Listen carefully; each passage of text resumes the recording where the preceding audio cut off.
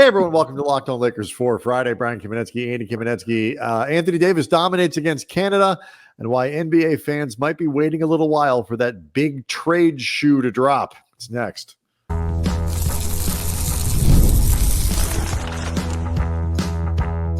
You are Locked On Lakers, your daily Los Angeles Lakers podcast, part of the Locked On Podcast Network, your team every day.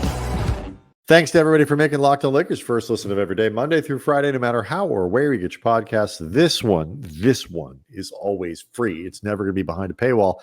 Locked On Lakers on YouTube is where over 24,000 subscribers are hanging out, and they got a load of Anthony Davis. As much as we talked, Andy, on Thursday's show about Anthony Davis and LeBron James, the nervous factor that goes into watching them play in the Olympic warm-up games and eventually in the Olympic games themselves.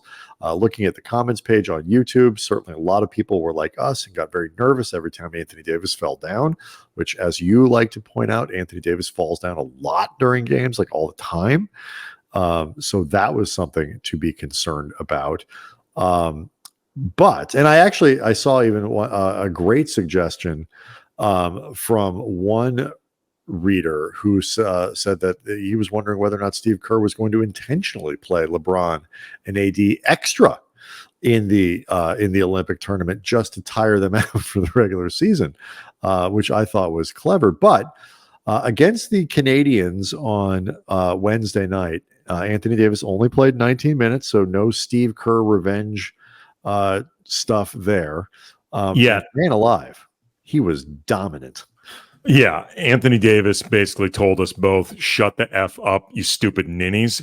And he went out there and was arguably the best player on Team USA in this game. 19 minutes, 10 points on 5 of 9 shooting, missed his 1 3-point attempt, 11 rebounds, 3 on the offensive glass, 2 assists, 2 steals, 4 blocks, and wholly outplayed starter Joel Embiid, who played just 12 minutes, fouled out in those 12 minutes, 4 points, 6 rebounds, 2 assists, no blocks, no steals. Anthony Davis was really good in this game.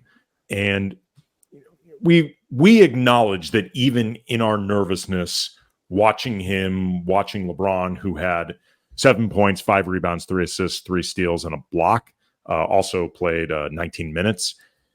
There is an element of white knuckling through it if you are concerned about the wear and tear or the injury factor. LeBron is, for those who have not heard, turning 40 this year, and Anthony Davis, for those who have not heard, has an extensive injury history. But in the meantime, you want to be entertained by them if they're going to be doing this, and the two of them are very entertaining, and quite frankly, that team is very entertaining. They're a really good team, man. If I could choose, because you and I aren't consumed by whether or not the U.S. wins a gold medal, and they can win a gold medal whether or not the Lakers guys play or not, I will say the one thing that I am kind of excited about for AD is the opportunity.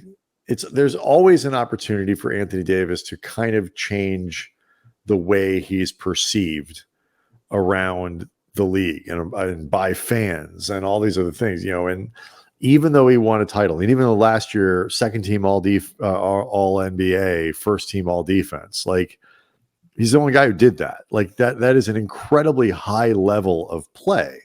And there's still this kind of perception that he's a disappointing player, and he's not perfect, but like, okay, that's pretty good. You get that out of your stars every year, you're doing all right by them. But we've noted, like, the goalposts for Anthony Davis, I think, move more than any other player, any other star player in the NBA.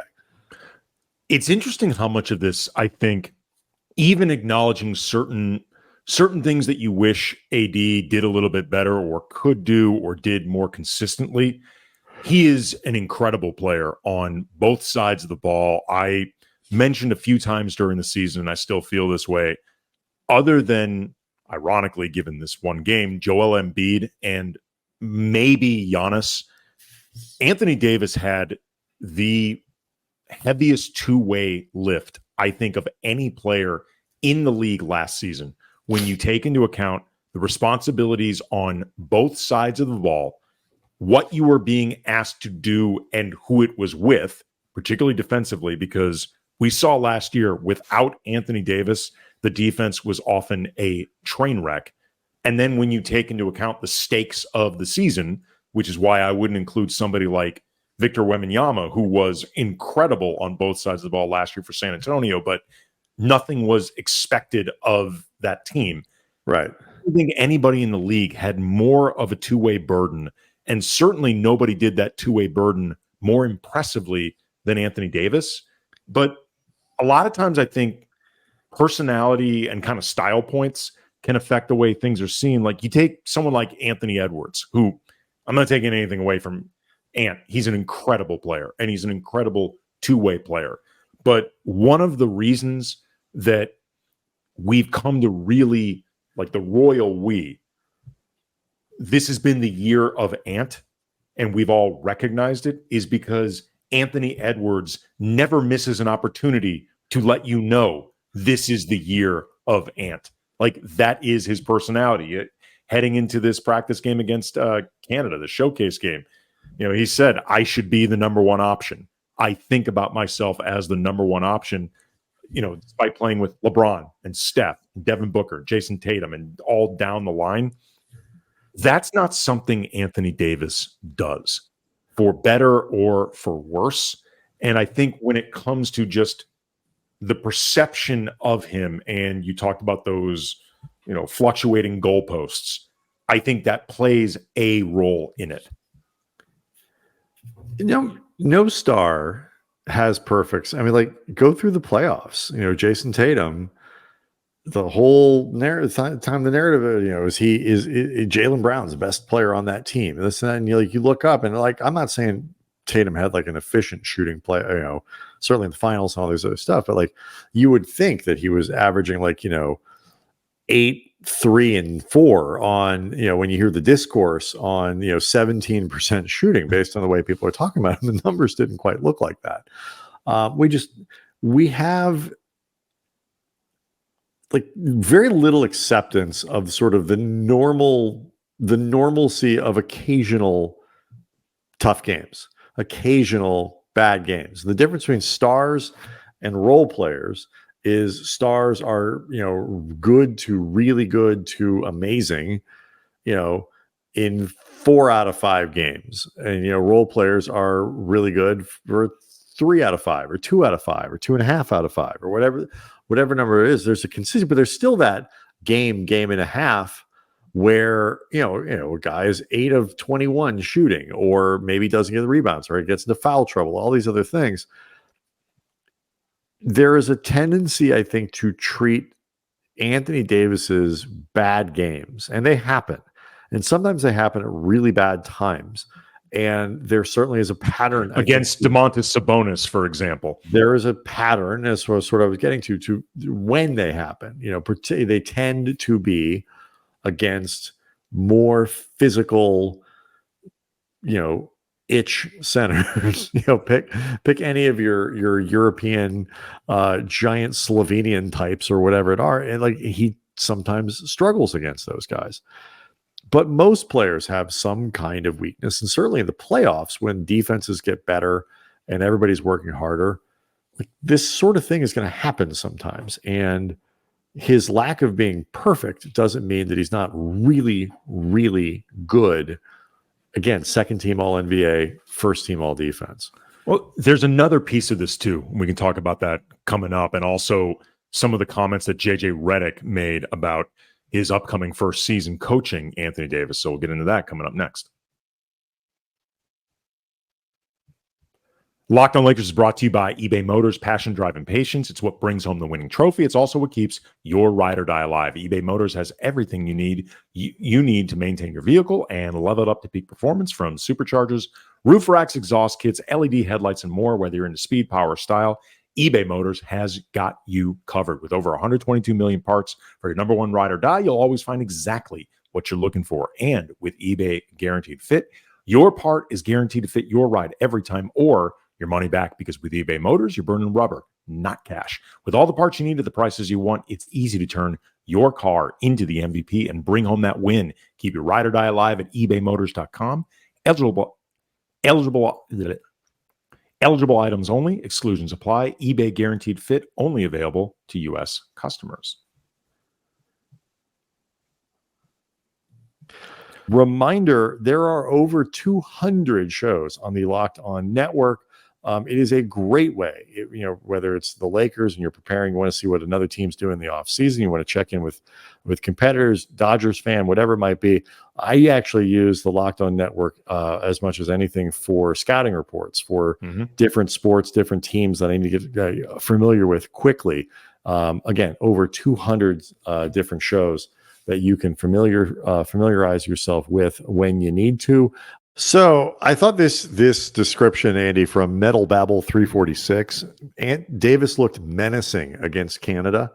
Like, that's the Anthony Davis that everybody wants to see. That guy, there is a certain look to him when he's flying around the court and swallowing up guys who think they've, put the ball on the floor and they've got past him. And then you go to, the rim, and all of a sudden those, gigantic arms are right frickin' there. And he recovered. Like, he is a menace on the court when he's really dialed in that way. And it would be cool if this tournament could, like I said, just sort of change the way that he has talked about it and open up a few more eyes to how good he can be, and get us, and we've made a concerted effort to not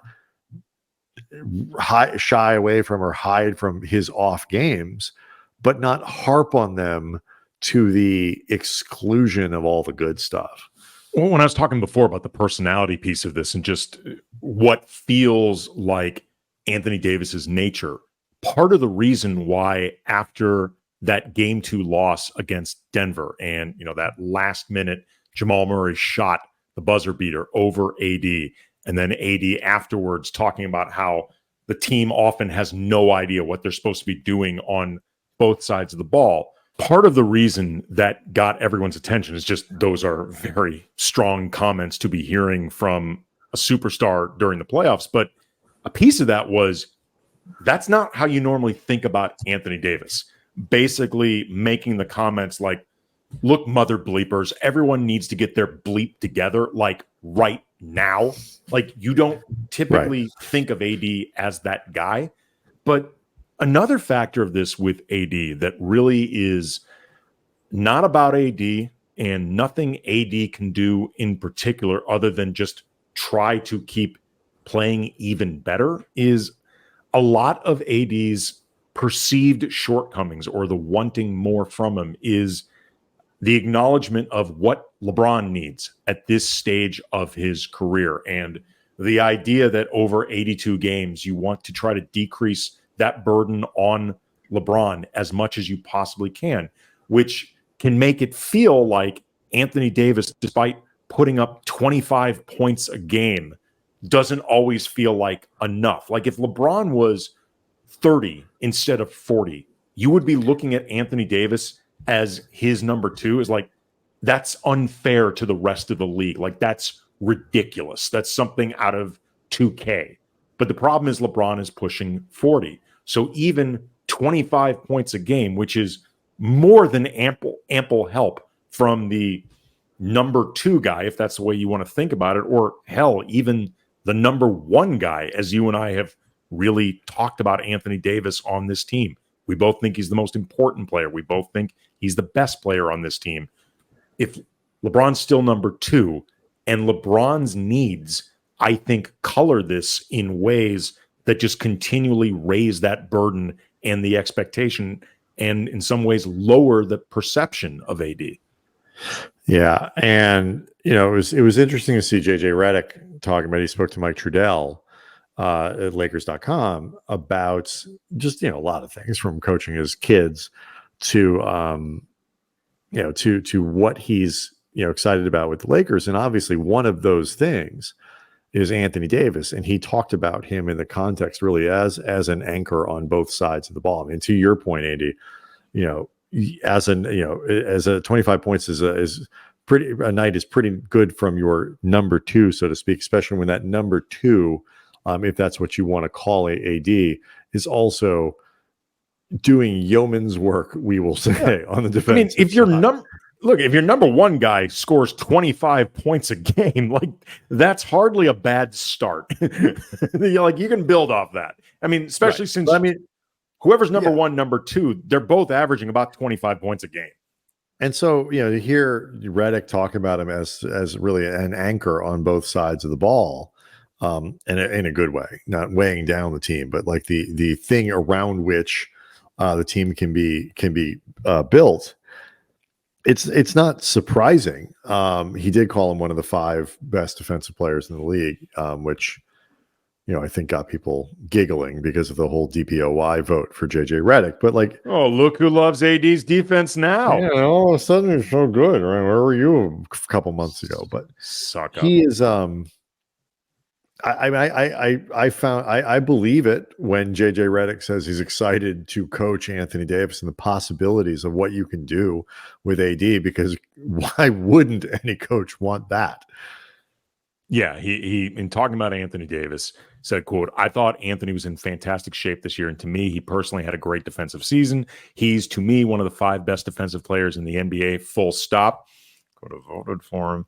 I'd love to coach him when he gets Defensive Player of the Year. I think he's that level of defender. We have to be better as a team around him. In terms of schemes, it's going to be collaborative with our coaching staff, collaborative when we game plan based on analytics and expected shot values about what we're trying to do. He's going to be featured on offense no matter what. He's going to be featured. He's going to have the ball. We've talked about him being an offensive hub for us. To me, and I thought this was interesting, to me, everybody says, oh, Anthony Davis is great on offense, but his real value is defensively. His real value is just being Anthony Davis and the fact that he's an elite two-way player. I thought that was actually a really good way to summarize it. I hope that's how, and maybe we can talk about this a little bit more, now and then, maybe if we need to after the break. I hope that's how he looks at the roster. What, not trying to find predetermined roles for guys. Anthony Davis is going to play this space, he occupies this space on the roster. LeBron James is going to be this guy. Anthony Davis, and it sounds like, your first grade teacher, everybody's their own person and this and that, whatever. But you kind of need to coach to that. You need to coach to, what does Rui Hachimura do well and what doesn't he do well? What does Max Christie do well and what doesn't he do well? And particularly with the role players and guys like that, where, Anthony Davis can do almost anything you ask him to do. Certainly defensively, he can do basically anything. In offensive, he can do almost anything. LeBron on the offensive side can basically do anything you ask him to do. And then defensively, when you really need it, he can do it there.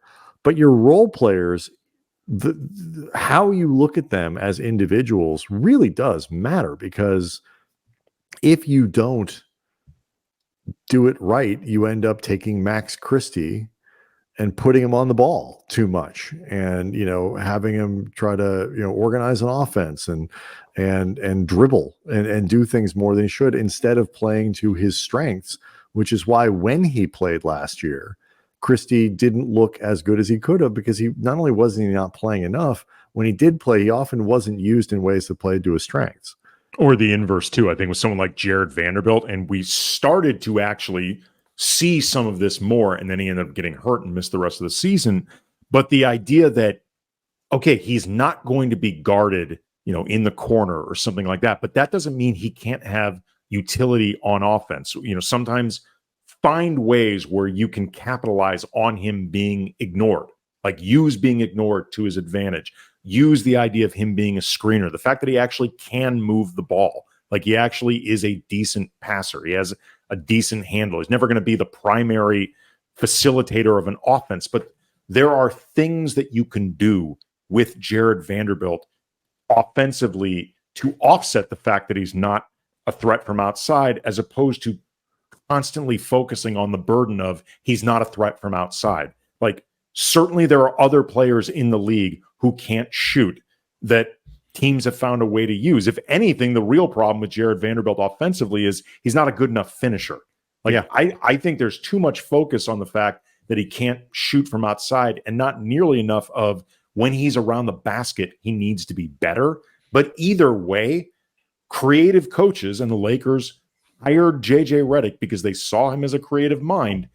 You should be able to find ways to make Jared Vanderbilt a useful enough offensive player.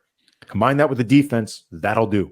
And this is where roster construction really becomes important, because you have to, as much as we talk about the fit of your stars and these other things, like, what you really also need to be able to do too is find a set of role players whose skill sets complement each other there too, because otherwise you end up with too many redundancies and then the inability to fill holes. And so that's certainly what happened to Lakers some last year.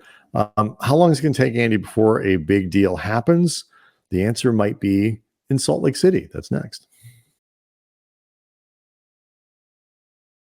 Locked on Lakers is brought to you by BetterHelp, and there can be a tendency in life to play the comparison game when you're constantly judging your life against the lives of friends, acquaintances, strangers, and it never seems to stack up against theirs. Social media plays a huge role in this doom loop where you're always peeking into the very curated version of other people's worlds. And even though we all know that Facebook is not real life and nobody ever puts their worst days or worst moments on Instagram, this kind of stuff can weigh you down, and therapy can help you focus on what you want instead of what other people have, so you can start living your best life. And I can personally attest to how much speaking with a professional, with a therapist, helped me and my family during a really difficult period for us. And if you're thinking about starting therapy, give BetterHelp a try. It's entirely online, designed to be flexible, suited to your schedule. Visit BetterHelp.com/LockedOnNBA to get 10% off your first month. That's BetterHelp, HELP.com/LockedOnNBA. So, Andy, the trade rumor mill regarding the Lakers or the acquisition mill is not exactly silent. Different reports talking about the Lakers having interest in Wendell Carter Jr., the center in Orlando, about Gary Trent Jr. Lakers really looking at people with similarly named fathers a lot this summer. Seems to be a theme. I don't know when any of these things are going to happen. All of the Lakers have been tied to Trent and to Carter in multiple seasons now. I mean, so hearing about that again they're still in the same position of how do you construct a trade, and then the whole league seems to be kind of in a waiting period. So I mean, both of those guys kind of make sense if the price is right or whatever. I still don't think anything's going to happen particularly quickly. Yeah, in the case of Gary Trent Jr., there's Mark Stein reported that he does not expect, from what he's hearing, for the Lakers to pursue Gary Trent Jr. all that vigorously, in part because apparently Gary Trent Jr. wants a bleep ton of money, and the Lakers neither have the cap space nor, I think, the realistic ability to pay him what he seems to want. Maybe if it comes down to creating a taxpayer mid-level exception, you can shed a couple contracts, salary dump, stretch and waive, whatever, and you come up with between $5 to $6 million for Trent, maybe on a 1-year deal, and he can try to re-enter the open market. Sure, that's possible, but I think if you're talking about the 15 to 20 mil that Trent wants, reportedly, forget the idea of whether or not he's actually worth that good investment for the Lakers. I don't see how they're possibly going to be able to do that. So feels like a moot point. Wendell Carter Jr., I think, is interesting just because it seems like Orlando wants a lot for him, and I get it. He's a talented player, but I don't know how much the Lakers should actually really be giving up for a center, considering Anthony Davis is on this team and the opportunities for Carter, as talented as he is, and I think he and AD could even play together, they're still going to be capped. So that's an interesting wrinkle. I'd be willing to give up one first-round pick for, a talented backup big. I think there's value to that, but compared to what else he might be able to fetch on the open market, I don't know if the Lakers can match up. But John Hollinger over at The Athletic had a recent piece where he talked about how things may be at a bit of a standstill right now because everyone's waiting to find out what happens with Lauri Markkanen and in Utah. Reading from this piece, the most important domino is Lauri Markkanen. Even if much of the league thinks the Jazz are on a fishing expedition right now, won't really trade him unless they get a Goberian return, it has a benefit of a clear expiration date, August 6th. That is both the first date that the Jazz can sign into an extension with a salary bump built in using their cap space, and the last date they can sign him and still have him trade eligible on the February 6th trade deadline. The Jazz need to know exactly what they're doing with Markkanen when they wake up that morning. So along those lines, there's going to a lot of teams that are going to be interested in Markkanen, and even some of the teams that aren't interested in Markkanen or don't think that have the pieces to get him or don't think Markkanen would sign an extension with him, whatever, they may want to get in on this as facilitators. They may be waiting to see what shakes loose as the result of this trade. So that might be, at least in part, if not a direct reason the Lakers haven't been doing much right now, it might be a reason that they can't do much right now because enough teams are waiting around to see what happens with that. And yeah, I mean, they're not in the sweepstakes for something like that anyway. But like, No. where I think the Lakers are stuck is because, just to clarify, because I've seen people ask about him, I'd be stunned if the Lakers could win a bidding war for Markkanen. Right. I mean, for what the Lakers could offer, like all the picks, all the swaps, or whatever, I think Utah, given the choice of that or just keeping him, would just keep him. Markkanen's just too good for that kind of package. Or is it Goberian? I don't know. Is it, Mikal Bridges size? I don't know, but it's bigger than what the Lakers could offer.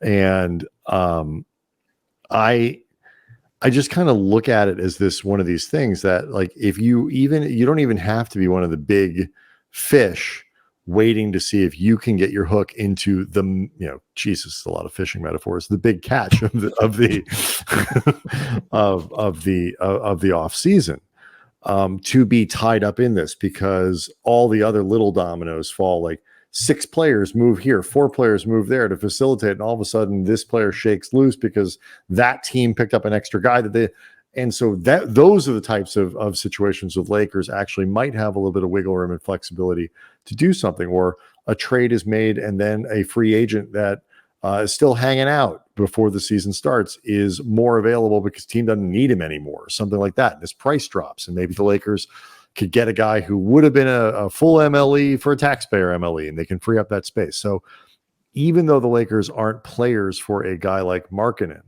Andy, they could still reel in some improvements to the roster, depending on how all these things shake out. But the problem is, obviously, you are at the mercy of the rest of the NBA calendar to get that done, because, you're just waiting around.